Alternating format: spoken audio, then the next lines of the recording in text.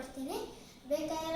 ಬೇಕಾಗಿರೋ ಇಂಗ್ರೀಡಿಯೆಂಟ್ಸ್ ಪೂರಿ ಮತ್ತು ತುರಿದಿರೋ ಕ್ಯಾರೆಟ್, ಹೆಚ್ಚಿರೋ ಈರುಳ್ಳಿ ಮತ್ತು ಹೆಚ್ಚಿರೋ ಟೊಮ್ಯಾಟೊ ಮತ್ತು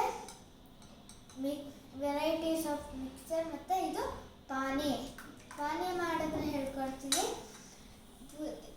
ಪುದೀನ, ಆಮೇಲೆ ಕೊತ್ತಂಬರಿ ಸೊಪ್ಪು ಮತ್ತು ಬಟಾಣಿ ಹಾಕಿ ಗ್ರೈಂಡ್ ಮಾಡಿ ಆಮೇಲೆ ಕುಕ್ಕರ್ಗೆ ಹಾಕಿ ಬೇಯಿಸಬೇಕು.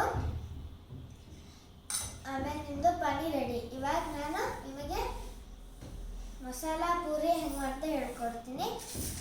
ಪೂರಿ ಮೊದಲು ಹಾಕಿ ಆಮೇಲೆ ಕ್ಯಾರೆಟ್ ಹಾಕಿ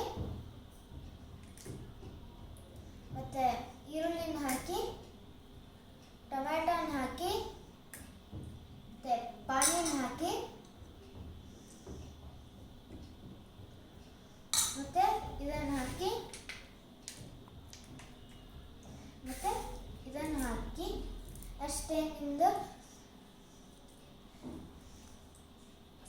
ಮಸಾಲ ಪೂರಿ ರೆಡಿ.